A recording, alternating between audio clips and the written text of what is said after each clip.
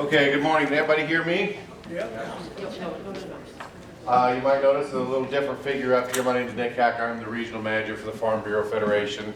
Lance Atwater had a soccer game this morning to attend to for his son, so I told him I would fill in for him. An older, less attractive version of Lance, we'll call him. So, just a reminder, if you have questions, we have cards in the back. Raise your hand. One of us will get you a card, or if you got a question on it filled out you want to turn in, just raise your hand. We'll get you taken care of. Otherwise, Dan, the floor is yours. All right, thanks, Dave. Good morning, everybody. Good to see you. What I want to do is go through some bills first before we get to this packet, and go through some bills that we went through just in this last week. We're moving at the pace of government, which is it's probably my biggest disappointment that we move so slowly. But I think that's a frustration with everybody involved. So one of the bills that's really been, I didn't know anything about it, is LB 150, and it's called Nameplate Capacity Tax. Well, it has to do with solar farms, and mostly solar farms and wind turbines.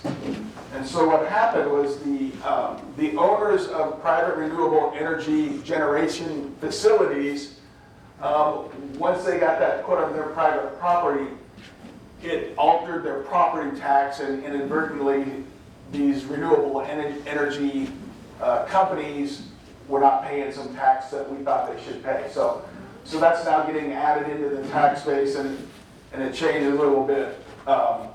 And we'll have nameplate tax in lieu of property tax when it comes to the budget on trying to balance the budget for the year. And we had an LB 190. There are these people, pharmacy benefit managers, and they're kind of like the middleman between pharmacy and big pharma. And what we're trying to do is take some of the benefits from the PBMs, the pharmacy benefit managers, and pass that on to and benefit the employers who are at the bottom level. Employers that have health plans for their employees, so it will help there. LB 530 was a huge omnibus. Now, I've had a couple of people email me on why do we have these Christmas tree bills or omni bills, and so I guess the best way to explain that is it will save us time, because now we can squeeze what should be non-controversial bills. We can squeeze them all into one bill. So a filibuster could last 8 hours. So now you have maybe 6 bills that might only go 8 hours total rather than for each one. So that's kind of the reasoning for some of the big bills, or some of the Christmas tree or the package bills. So one is LB 530. It's an omnibus bill. And I'll just explain a couple of the things that are in on there. Some of it has been contentious. Increased motor vehicle homicide to class 4 felony, which means two years in jail. So it's increased a little bit. Increased penalties for removing and tampering with electronic monitoring device. We're talking about the ankle bracelets that people have to wear so that they can be monitored. And I really don't think that's a huge problem out here in our part of the state. But evidently it is a problem where young people are trying to cut those off, or they're trying to tamper with them so that you can't tell if they've gone out of their probation area. Motor vehicle death of an unborn child. The homicide increases from class 3A to a class 2A felony, and that carries a penalty of up to 20 years. That's part of this big bill. And then there were a couple other parts in there that had to do with probation for minors, and it just altered a little bit. So we went through that entire bill. It did pass on to the next round. And then I'm on the education committee, and this is our education package that we've gotten through so far. I don't know how well it will go, because there are some parts in there that some people don't like, but it's LB 653, and it changes provisions for special ed programs. So if a school takes an option enrollment student, then they would also have to take the special needs sibling. And so, again, I don't know how much of an issue that is out here in this part of the state. The problem with it is there's percentages that schools are allowed to take, and it's like you have to take up to 17%. And some of the schools, they just don't know if they have the special education resources, the teachers, the facilities. And so right now, that one, we're still debating on how we can make it better. TIOSA formula, we're trying to switch to TIOSA formula. And that is Tax Equity and Education Opportunity Support Act. And I'll explain that a little bit. So TIOSA came around about 1992, and they decide how many at-risk students you have, how poor your district is, what you're getting for property tax, and the state kicks in more money or less money based on how well you can do on your own. For example, the TIOSA formula, Adams Central doesn't get any tax incentives through TIOSA because of the property tax base they have.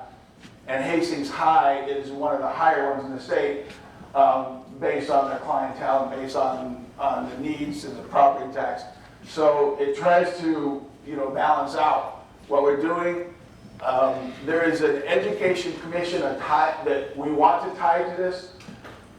They would not get paid, but we're trying to get maybe some retired superintendents, principals, some teachers, and even some parents on this TIOSA commission to try and rework that formula a little bit to figure out exactly how we can do some things with it. Because most people don't understand it because of all the different entities that come into it.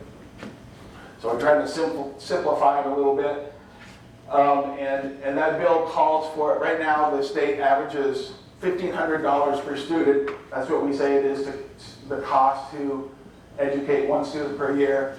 And the senator that brought this bill, she would like to increase that to $1,590 per student. I don't know how well that will work this year because we don't have $90 extra per student right now. As everyone knows, our budget's short. So there's just a lot of senators that are leery about if this is the right time to raise that. And again, this is a Christmas tree bill. 430, which is exemption for K through 2 suspension expulsion. So 2 years ago, a senator brought a bill that said there's not a second grader or a first grader or a kindergartner in the state that should be expelled or suspended. So we should be able to do that. A superintendent from one of the Omaha schools came in and he said Omaha Public Schools only had 500 plus kids that either kicked a teacher, hit a teacher, or threatened to kill them. And so even if it's a second grader, we can't take that threat and say, it's just Billy being Billy. So this bill says, yes, we can suspend those kids if it's so detrimental to the classroom, if it's taking the teacher's time with this one student, she can't pay attention to the other 25. And of course, parents have to still come get them, and parents have to pick them up. But so we just kind of reinstated the way it was before that. We'll see how that one goes because there are some people that have a problem with that. But it's a problem in some of the areas in our state. This also has LD 497, allows students to go to a neighboring district for extracurricular. And the best way I can explain this is if a student from Sandy Creek or a homeschool student in the Sandy Creek district wanted to join the swim team and Sandy Creek doesn't have swimming, then they can travel to whatever district is closest that has swimming. So that means they would come to the Hastings High Adams Central swim team.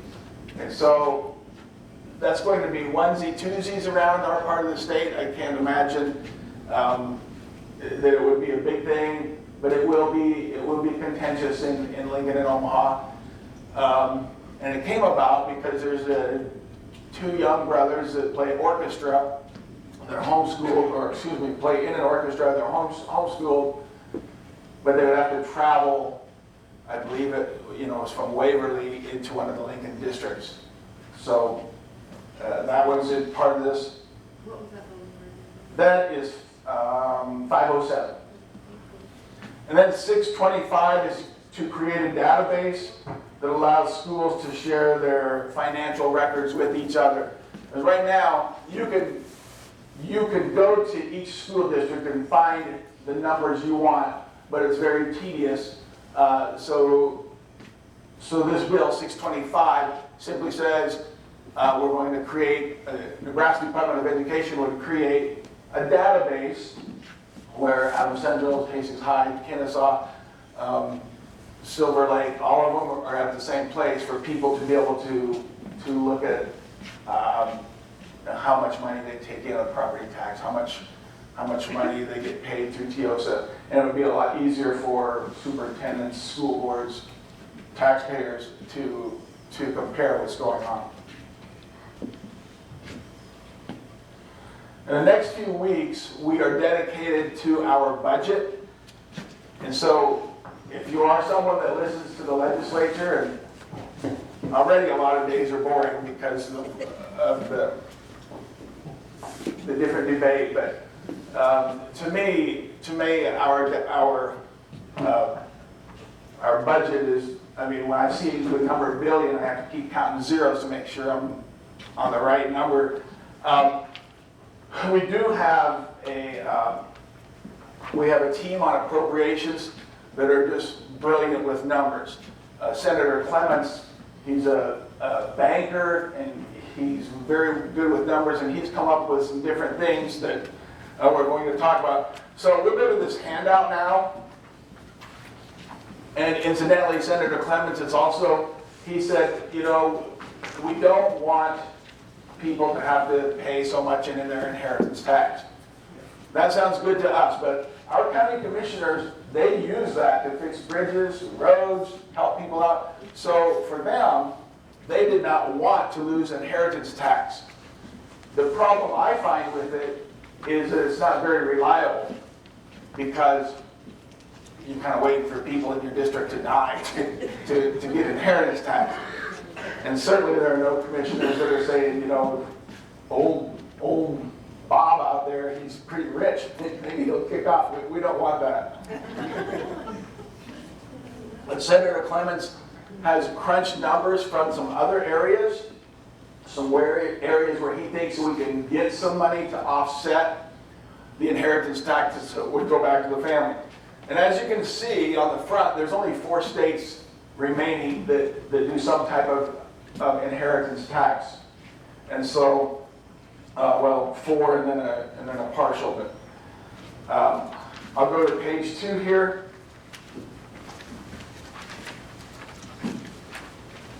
So this bill is LD 468 with an amendment of 874. This is the amendment that you're looking at. And so there would still be some pay-in on the inheritance tax, but it reduces it quite a bit.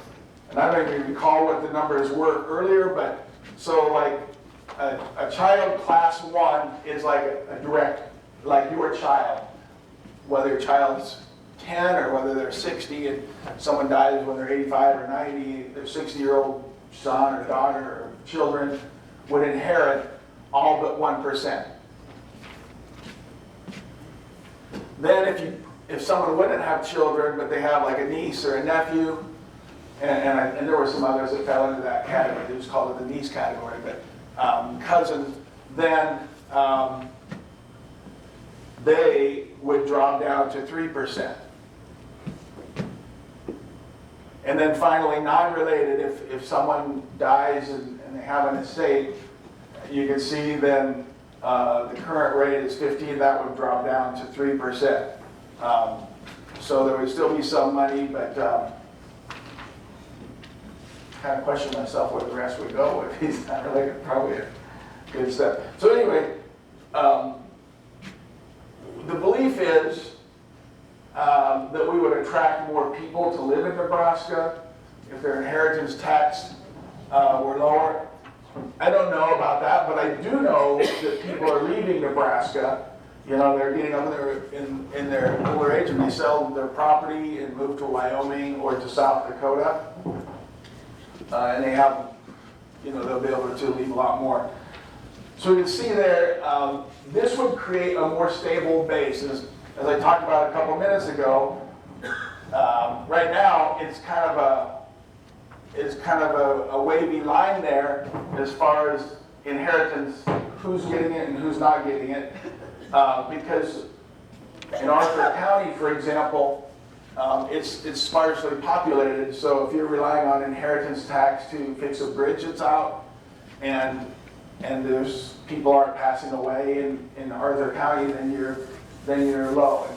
And that's, as I said, it's that kind of a sad deal if you're waiting for people to die to fix your roads and bridges. But so what this does is gives us a level stream. And then I'm going down to where it says maintain current rates for motor vehicles insurance and securities. The one that's on there, the doc stamp. So doc stamp, if you don't know, is it's the Nebraska documentary stamp law, and it's executed on the grantor of a deed when there's a transfer of real estate. It's like $2.25 per 1,000, and so that's part of that in there. And then the nameplate tax increases with property tax growing. It's right below that. And we're talking about the wind energy, the solar farms, and nuclear energy plants. And I don't know how all this works, but it's $3,500 per megawatt that we charge for renewable fuels. That's as deep as I can get into that argument, because otherwise I don't really know how they measure all that. But when I go down there, state revenues replaced by eliminating the Imagine Nebraska. That was a corporate income tax break. And I'm one of those people before this, I said, why are we always giving breaks to corporations? Why are we giving tax incentives to them? Well, because other states are too, and we can't lure people in if we don't give them tax breaks. And so we're cutting some of those tax breaks on nameplate, which means the wind and solar energy. They've had some incentives for quite a while, and we're cutting that, especially since now most of them are in place. They're not going to up and leave us, but that will help out. And this is kind of like the places that Senator Clements found to gain the money back that we will lose on inheritance. And then the last thing there, the last line, NACO, which is the alliance of all the Nebraska counties. They did jump on board with it, and they said, hey, this is the best plan we've seen, so let's try to make this go, get our inheritance tax down, and try to still take care of our counties. So what we will lose on inheritance tax through the counties, the state can make up, and then each county will get a distribution. So if you look on the page with the counties, the very top one is Adams County. And the very first number, Olympic 5-year average, is 5 years, and they drop the lowest, they drop the highest, and then they average the three in between. So we basically have 1.48 million that we get in that revenue. We would retain 947 of it. You add that with the revenue coming in from the nameplate tax and all those things, and you knew about 1.41. In short, we would still be getting 95.5% of what our average was over the last 5 years, if that makes sense, or over the average of 3 of those 5. And so you can see, now the counties that have over 100, they also have more wind turbines and solar farms, so that nameplate tax is going to benefit them more than it benefits us. So that's why there's some that you can see over 100%, and some that are a little lower probably have less of those renewable energy sources. And I mean, you can look at every county on there. Okay, now I'm to the medical marijuana one. And man, have I got a lot of emails about this. I would have never guessed it.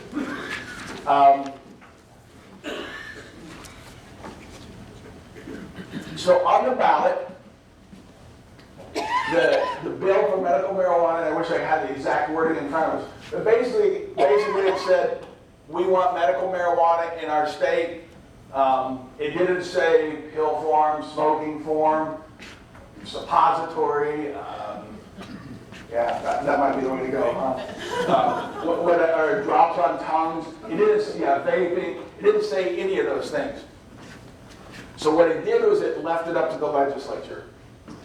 There were 3 separate bills in the General Affairs Committee on how we should regulate marijuana, medical marijuana. None of the bills came out. The committee couldn't agree on any of them. So now some people fear that July 1st, when this goes into aggregate, we don't have anything, that they fear it will be the wild, wild west of marijuana. I don't know if that will be. The Attorney General said he doesn't believe that would happen if we didn't pass anything. The Attorney General is still counting votes because they believe there's a high enough percentage of bad signatures that were in there. We don't know if that's true or not. It takes him all kinds of people, all kinds of time to count votes, and he's got to go back to the counties and double check.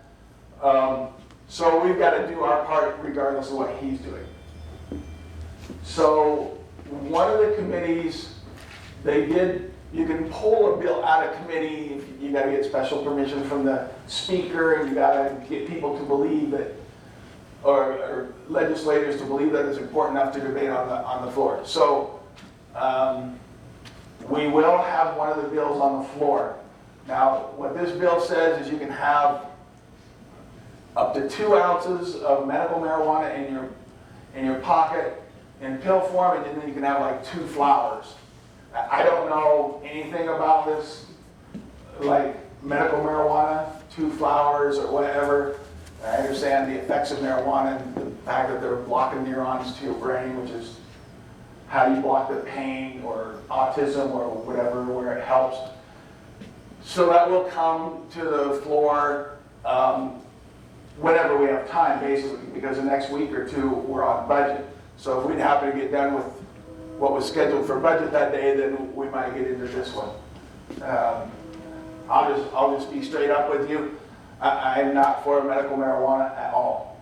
And here's why. I looked at every single state, and they have medical, and it's good for a couple of years, and then they get recreational. And you remember Grant Wistrom, football player for the Huskers? He came and testified all for it. So one of my friends in the legislature started wondering, why would Grant Wistrom testify? Well, because he lives in Missouri and he owns a few facilities where people are making money. So it's my fear that it will eventually get to recreational marijuana. And right now, Colorado's having big problems. They had one hospital facility. They tested all the babies over the course of a year or the course of time, and 50% of the babies had THC in their system. Is that good? Is that bad? Right now they're testing. They have to wait to see how these little kids grow up, because they didn't do this test till, like, I think 2019 or 2020. But there's people that say it won't hurt them, that it won't be in there, and there's people that say they're going to grow up with problems. But we don't have enough data on that yet to really know. So that's where that one is at. And then we did discuss midwife bills, and I don't know in this area of the state if midwife, if people having babies at home is as big as it is in some areas of the state. Maybe we do. I'm a grandpa now, so I stay out of all the business of having a kid. But there's a nursing midwife, a certified nurse midwife, there's a certified midwife, and then there's what's called a doula. And so doula, they tell me, is basically like a coach. But they were on this bill to receive Medicaid reimbursement for being a doula. And so there's some that say, well, that's not good. Our Medicaid pot is only so large. You know, there's not more money coming in. So if a doula is taking money out of that, then that's less Medicaid for the other people that were getting it. And a lot of people say, well, the doula, you know, it's a sister, it's a mom, it's a grandma, it's a cousin. And so I guess in my mind, I'm like, well, why would you pay someone to coach you? But then other people tell me there's a lot more to being a doula. Then the next one up is the certified midwife. And she's got some training, not as much as a certified nurse midwife. So long story short, what got out of committee was certified nurse midwife. The Medical Association is good with that because that's one of their trained nurses. So they will still be receiving money from a home birth, or technically a birth that was almost at home and then bring them to the hospital. And then the certified nurse midwife, that's that highest one. And I believe between certified nurse midwife and certified midwife, they all have had to have been part of 50 births or more. There's a really high number in there, and I'm not sure what it is. It's probably in here, but we voted that one. So that certified nurse midwife right now is the only one that can help with a home birth. And I will tell you this, we're pretty much the only state that doesn't allow home birthing. And that surprised me, and people still do it, but these midwives kind of have to say, okay, I'm done now, because they're not really, you know, there's some illegality to what they're doing. And so, more contentious than I thought. We have certified nurse midwives at this point. And I'll still have to go to a final vote. I think I am done. So if you have any questions, I will take them.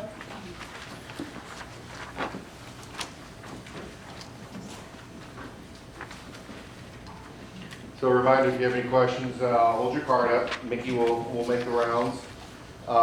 You've actually answered quite a few questions been turned in so far. I did hear you talk to somebody earlier before we started on this topic, and it's one I personally don't know much about. So I hope you do. Here you go. I can start with that one. It's regarding the education committee. Oh, no. This is why we pay you the big bucks, Senator. So there's like an outside committee outside of the legislature, and it's like the National Education Committee, what it is. So in July, I will go to this meeting for the first time in Salt Lake City, Utah. And you sit with other people in their state that are on their education committee. You talk about the bills in your state that are good, the bills you think that are bad, or questions like, you know, we're trying to get something done here, but we seem to get rubbed back on why we can't take that percentage of IEP students or whatever. And so the question on here is, how is it funded? So I don't know that. I know, like in my case, I don't get extra money for it. I get per diem. I plan on driving out there, but I don't know I don't know who pays for like the presenters and that. So I will find out, Elaine. I promise you. And to be honest, we should know where every penny is coming from, where the taxpayers, you're the taxpayers. You should try to say, hey, how come this is always happening? And you should be able to get some sort of accountability. So I don't know how the presenters are paid for it. I guess there's probably an education committee fund, or maybe it came from the Department of Education, but I will find out and let you know. Next question. Is that a government agency, or is that just a simple nonprofit? Do you know? It's a government agency. It is part of a government. Okay. There's one here about about mental crisis in Nebraska and what's your take on our current situation of mental health and paths forward. Okay, well, we definitely have some mental health problems. I'm trying to think if we, outside of some reimbursement issues, I don't believe we've had any other bills that help or hinder anything, but my thought is we need to figure out where the mental health is, what's the cause, what's the reason. And a lot of people, they blame this thing right here, especially with little kids.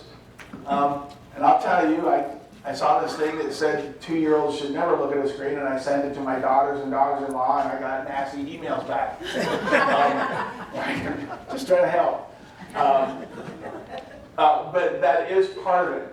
And I saw a chart where the isolation, even though somebody's always talking to friends, the isolation has increased exponentially. And I always think that part of mental health is you just didn't have the right friend in the right place at the right time. If I had an issue and I said, Mike, can I talk to you? And I go off and we go behind the building and we talk it out. And he said, don't worry, Dan, you'll be all right. And I believe a lot of it is that isolation or lack of the right person to help you at the right time. To answer the question again, we're not adding money to hardly anything because we're in a hole that was, created in the past. And so I feel fortunate that we're a balanced budget state because I think that holds our feet to the fire every year. And when you look at the states that don't have balanced budget, they're in trouble. And I don't know what's going to happen. I don't know if they'll get a bailout or what. But the fact that every single year, or at least the biennium, every 2 years, we've got to start over and say, okay, well, we did it, and then we start over. That plays into mental health, that plays into the pharmacy, that plays into inheritance tax and everything, because right now, the state can't say, hey, we have an extra pot, let's go look at what our mental health issues are. And so we're kind of like trying to figure out, okay, this program's doing good, maybe we can squeeze a little out of that one to go here. And the best I can say is we're still working on it.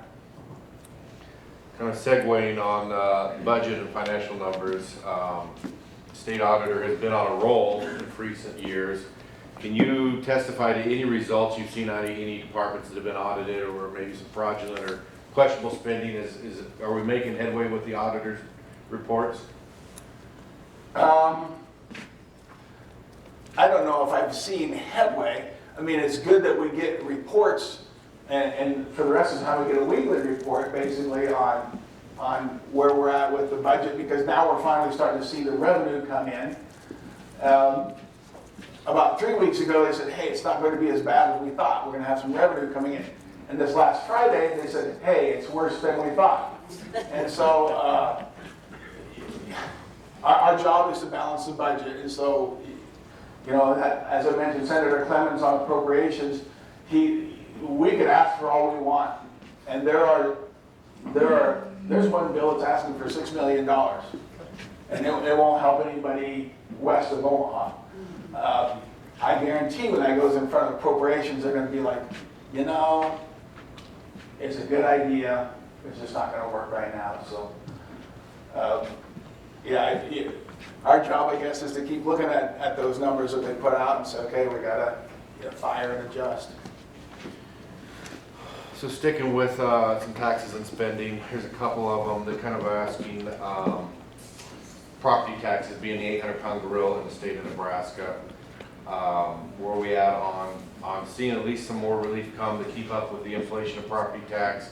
And then here's one that kind of addresses in Webster County, there's a lot of windmills. And some of the revenue generation from those windmills are offset by reduced state aid to the public schools, and where are we at on trying to capture some of that revenue locally? I had one note here that I can go back to.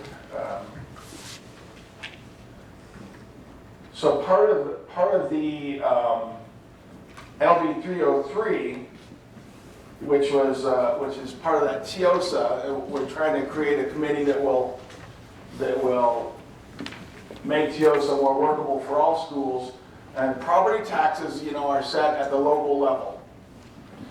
Part of that plan that Senator Hughes has is to require that all districts keep their property level, their levy below $1.03. So that will affect like your larger communities. It affects Hastings. It doesn't affect Adams Central and Kennesaw and Silver Lake. So whether or not that comes through, if that happens, then we have to add more money to the TIOSA formula, which is adding more state money. So everything we're doing right now is robbing Peter to pay Paul, really, because we can't grow money, So we're trying to just like pinch money out of here and hand it to here.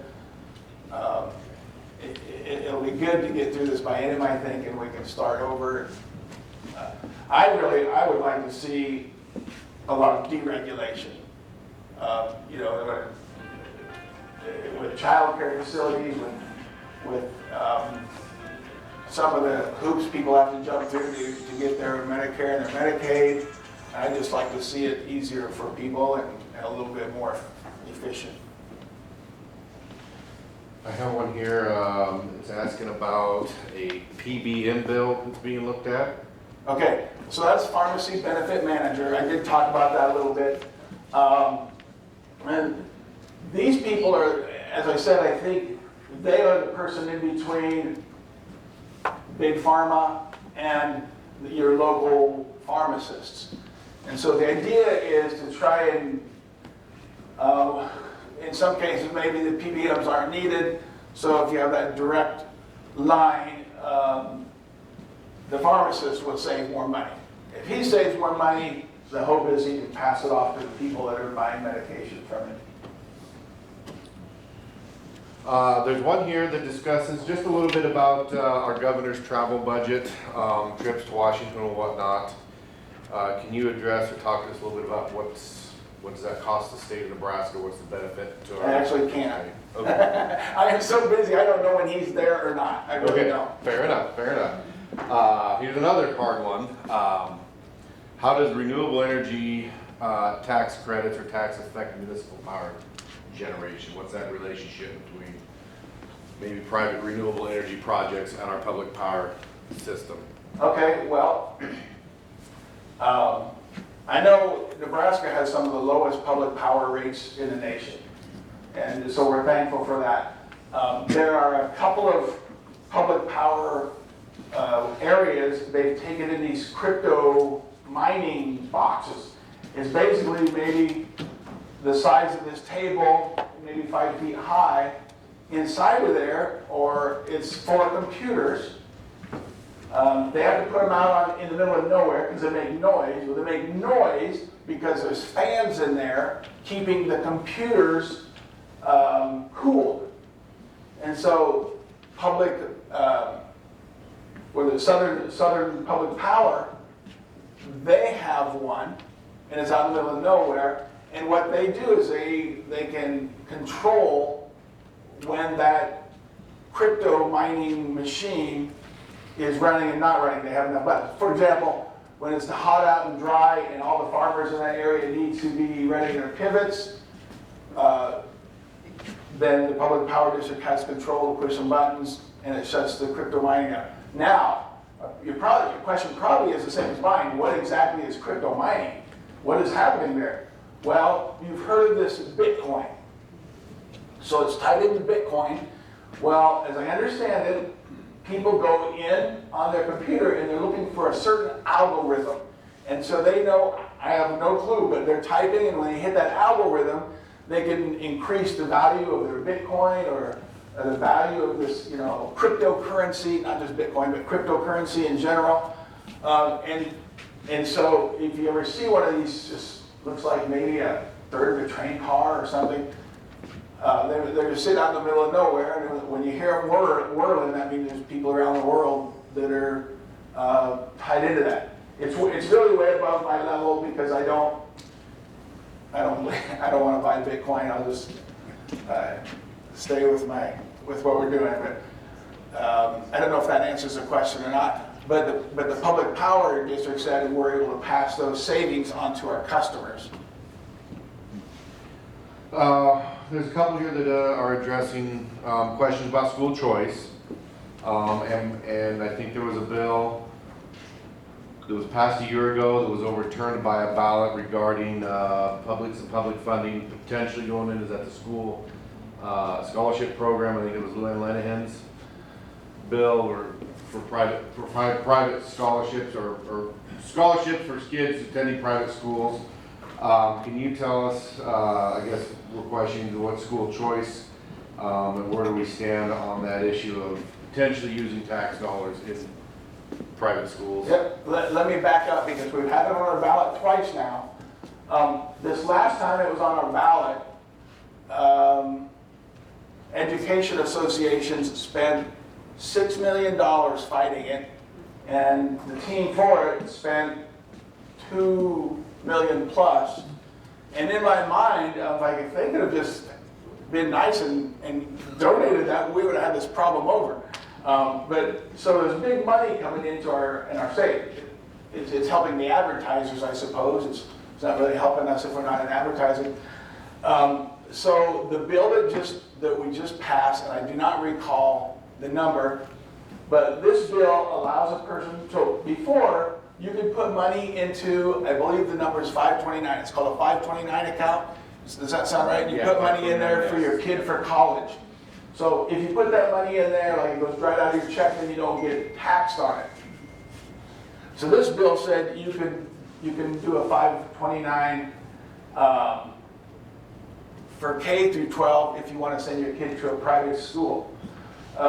So I think that's a good bill. I don't want to tell anybody where to spend their money, but some people say, well, now you're eroding the tax base, and so there's going to be less money taxed in that district that goes to the public schools.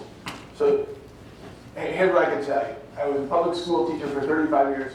We are not going to let public school fail. I just have that belief that we're not going to start taking funds away from public school to help private school.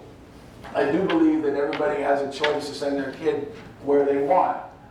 So the whole private school scholarship was for disadvantaged kids whose parents might be working in your district. And those people are still paying property tax to the public school. They just decided that, hey, my kid doesn't fit in here, or we would like a different approach for whatever reason. So 529 just allows people to put money into an account for K through 12. And I like it enough, I'm telling you that I'm going to start doing that for my grandkids because their parents can't afford it probably. And not necessarily for K-12, but I'll just say K through all the way college. And whenever they need that for education, they have the right to go get that money. Any other questions about that? I think so. Okay, thanks, Nick. I guess we try to wrap this up about 10. And why don't you take 15 minutes or so, Senator, and talk just your take on your first session, and maybe any ideas, or if you got some ideas for next year's session, goals, dreams, wants. I'm surprised, I'm not surprised. So the first few weeks, everybody's just like cramming and putting in their bills, and nobody knows what anyone else is doing. So I've driven through a few towns last summer, knocking on doors, and I noticed side-by-sides in town. And so I came up with a bill, like, why don't we license side-by-sides? Why don't we license four-wheelers if we're driving them on Main Street? Well, so I found out cities or towns, they can make an ordinance saying you're allowed to drive this in town. And I said, why don't we put license plates on them? So the lawyer I talked to Linda said, that's not a bad idea because then you have the VIN number and a lot of them just get stolen. Like some guy, drives a side-by-side to town, walks into the grocery store, whatever, it comes out and he left the key and somebody took it. Usually somebody takes it just for a joyride, but it happens. And so he said, that's not a bad idea. Well, when it came to committee, they said, well, what about child care seats? What about seat belts for the people in back? And I said, I don't know. I said, I guess it's the same as a car. If you don't have those those luxuries or those fixtures in your vehicle, you wouldn't be able to do it. But so the committee wanted me to work on it, so I'll work on it more for next year. And it still has the option that you don't have to license it if you're a farmer. A lot of farmers go half a mile down the road, turn into the cornfield, so there would still be that option where they don't have to. But they've become, you know, a pretty popular mode of transportation for a lot of people. So I'll get back to the point on that. There were 3 other people that also had some sort of licensing bill for side-by-sides or ATVs. Everyone's was a little bit different. So my thought there was, why, that sounds pretty inefficient that 4 people would send your bill up to the bill drafters and they work on all of them. Well, the bill drafters aren't allowed to come down and say, hey, you might talk with Senator Storm, he's got a similar bill. For some reason, they're not allowed to. So I went to the speaker and I said, why don't we have just like some sort of big chart and says, Lonowski is working on this bill or whatever. And so he thought about it and then he came back and he said, because now Republicans will look at Democrats' bills and they'll be able to start planning. Democrats will look at Republicans' bills. They'll be able to start planning their strategy. He said, so I don't think that's a good idea, Dan. So I was like, okay, well. The same happened with a funeral director bill. And my bill simply said the funeral director is still, the person certified to do embalming still has to do the embalming, but any assistant director could run the place like during downtime or could run a ceremony or whatever. Because otherwise, it's pretty hard for the funeral director in Blue Hill to ever get a vacation. He's a one-man shop and he's got one part-time helper, and pretty hard for those people to always go because we don't know when people will pass. So turns out somebody had that bill too. And so we meshed them together and he took the bill. Otherwise, I had a bill that gets, puts all military people on the same plane as far as veterans' homes. Like, if you served in the Coast Guard, it's the same as if you served in the National Guard or the Army, and you retired or you served in combat, then you can get on a list for funeral homes. That bill got put on consent calendar, which means everybody said, that sounds like a pretty good bill, so no one would argue about it. So which means I didn't have to even stand on the floor to argue about it, so I kind of appreciated that. The time we waste filibustering is incredible. And a lot of senators, they just go down to their office and they turn the TV on so they know something important is being talked about, and they work in there. So far, I've managed to stay in my little spot and try to listen, occasionally get on the mic and try to give them my perspective from, you know, my life as an educator or as a National Guardsman or whatever. One day, a gal said beforehand, I want to see if I can filibuster for 8 hours. It's almost like a badge of honor. And when she says that, that means also get other people involved, not just her, but probably invoke the creativeness or the curiosity of others enough that they want to get on the mic and say, well, what about this part of it? So it went 8 hours, and I'm just like, you know, gosh dang, taxpayers don't want to see us doing this. They don't want us wasting time. And so we spend a lot of time and we get to the same boat we would have 7.5 hours earlier.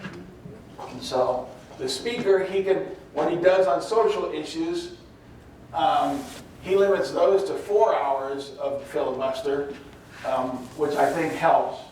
And for whatever reason, they become very contentious. And for whatever reason, they seem to divide the parties like nobody's business. But otherwise, can he limit all of them?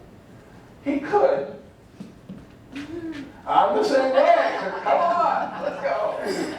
Yeah, he could.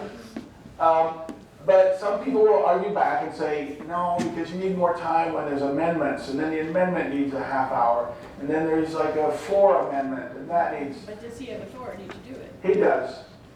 Yeah, so he also has to be impartial.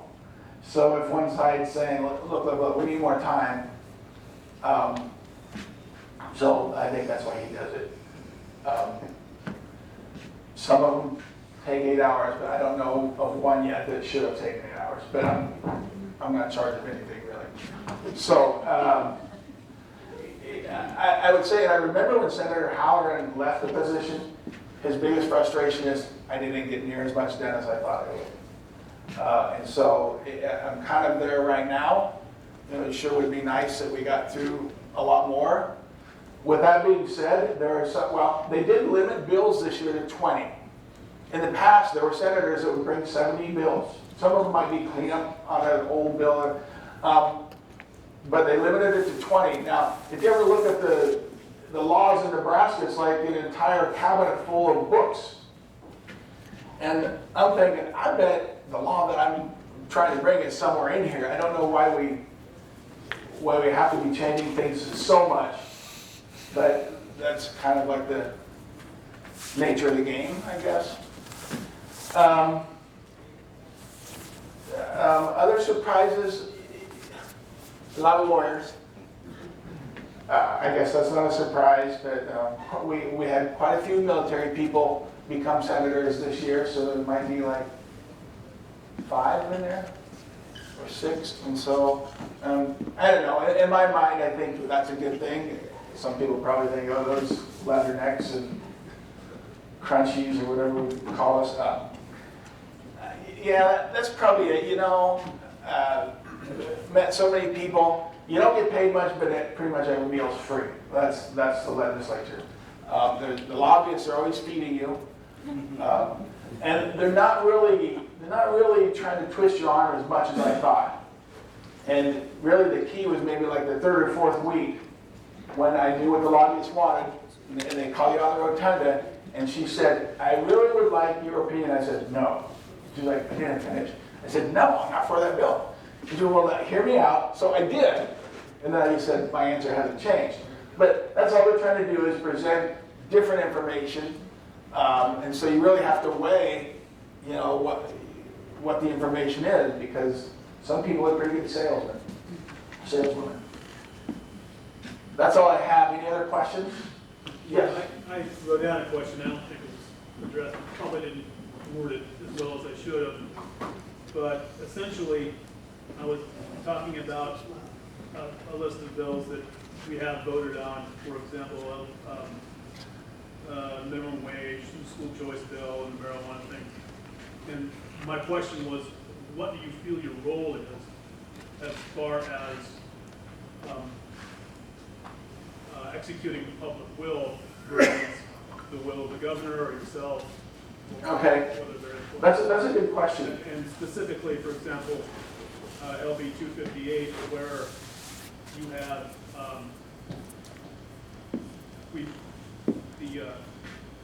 we voted on a minimum wage, which to me the voters thought it was the minimum, but now with 258 we have other minimums coming in. Like a training wage. Yeah, training wage was one of the, let's see, training wage was like 16 to 19, and then there's the 14 and 15-year-old wage, which I don't know how this trespasses, or if it trespasses on child labor at all. It just seems like a minimum.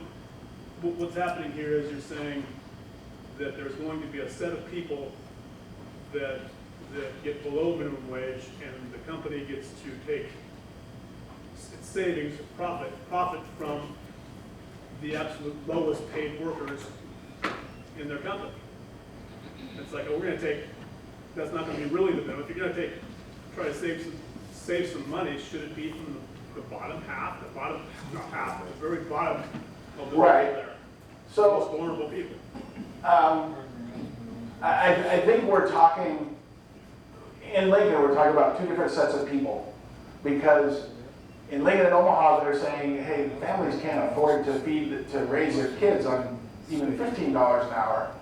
And out here, we're saying, this is what kids do. They do tassel, they work in the grocery store, but they're not having to support a family. So it's different. But the downfall I see is a grocery store might say, let's hire more 13 and 14-year-olds. They can stock shelves. let's take advantage of this. The flip side is, you can't run a forklift, you know, if you're working for that company, you can't run a forklift. You can't drive the cement truck up to where it needs to, or back it up to where it needs to dump the concrete. You're just limited with machinery and such because of that role. I got a lot of emails from small business that said, we can't afford $15 an hour. Now, and I'm not saying this is part of it, but millions of dollars came into our state in 2022 advertising for that. And I don't remember the company that did that, but, or the, you know, I don't know if it was ACLU or who that sunk in, they were one of them, that sunk in a bunch of money, but there is, part of the state constitution says that, you know, I think it's section 3, bullet 2 or whatever, says that the legislature has the right to mend any bills or any bills. It even has the right just to say, we're not doing that. Now, so with like minimum wage, in 2022, they said it's going to be $13 this year, $14.50 this year, and now up to $15. And so I frankly don't know that it matters if we pay everybody 15, because the store employer is not going to lose the money. They're going to raise prices on their goods, and we will just pay more. It also eliminates starting jobs. Well, yeah, there's always like unforeseen consequences. And same like paid sick leave. A couple of people in Minden, an email from here, and they said, one guy has a mower shop, he repairs mowers and small engines. He said, I can't afford to pay them 5 more days of leave. He said, and I can't afford to even have them gone. He said, I can get them a mower at cost, I can probably fix their car, because I can do large engines, and I can do a lot of other things like that. I can give them a set of tires at cost. He said, but just to have them gone and have to pay them, and I think he had 4 employees. I guess he could probably, you know, do bartering with other companies or what have you, or whatever rate he gets. And there's a couple others say, we'll just have to get rid of 1 employee so we can afford to give the others the time off. And saying no to minimum wage, like saying, hey, that's too high, that doesn't mean an employer can't take them to 15. They still have that right. So what we're doing is saying we're forcing you to pay at least that much. And I don't know what detachlers get. And I was thinking of this the other day. What if I want my neighbor kid to watch my dog? Say, hey, we're going to be gone out of town for 2 days. And I know this is kind of extreme, but I hope he doesn't expect $15 an hour, you know. And that's an extreme. But there's a lot of jobs that people hire someone for the benefit of the kid. You know, like, hey, wash my car for $10 or for $15 or whatever, and you're just trying to do a favor to a kid. But now, You're not really into this. You're paying a neighbor kid to do a job is not the same thing as having a job that's I agree. What we're talking about is, for example, this training wage is going 16 to 19. Well, 18 and up is Asian majority. Both they're a citizen, and what they're telling them there is that there's a minimum wage for people that are 20 and over, and it's a minimum wage for you, and they are citizens. Now, 16 through 19 was just like a Training wage. training wage, like it was up to 3 months or something. It was, The word minimum just seems to be self-explanatory. yeah, yeah. I think $15 an hour is too high, but you're right. The people spoke. But I like the training wage. And then the other one, the probationary wage, I'm not sure the reasoning, except for now, a lot of kids will go to a job and then a month later, like, I don't like that job, I'm quitting. So maybe it's incentive for them to say, if I stick for 3 months, yeah. And I know that's kind of skirting around the issue. I know what you're saying. We voted on. So just, let me just to take it more abstract then, how do you feel about your role as to execute the will of the people versus, I mean, there is some leeway, especially where the people haven't really spoken as they did here, but there is some leeway for you to exercise your best judgment. But where do you draw that line? I'm trying my best to fulfill the will of the people. And you're right, and we voted on a lot of things. If that ballot measure would have said including smoking marijuana on that one, I'd have said, I'm sorry. I don't agree with the will of the people, and I've been voted. Now that's different than the training, and then the minimum wage. But I really will try to do the best of my ability to fulfill that. And that comes with the opportunity choice, that comes, or opportunity scholarships, that comes with the minimum wage, that comes with legalizing medicinal marijuana. It comes with, you know, every one of those. I've looked at the vote and I'm like, okay, this is what people want. We got to try to do that. But there's just a lot of other things to take into consideration now that I'm there, I guess. There's also the fact that you were elected and you stated what you believed in and the people voted for you and what you believed in your district. So there's that to consider. There is. And I also realize I'm not going to make everybody happy. You know, that, you know, when I look at small business owners and they say, I can't afford to do this, I'm like, okay, you're one guy. And then I hear it again, so that's two people, you know. It's still not the majority. But if it's hurting businesses in small towns and such, then we have to rethink what we've done. Yes? Excuse me, I don't mean to interrupt, but we've hit our 10 o'clock time. Senator's gonna be around a little bit to talk. Okay. Converse with him, guys. So that's it for the coffee. Reminder, Saturday, June 14th, 9 o'clock in the morning. Here again will be the last one of the year. Thank you, everybody, for coming. And as I said, Senator Lonowski will stick around to converse a little longer. Thank you for coming out this morning, Dan. Thank you very much. Appreciate it.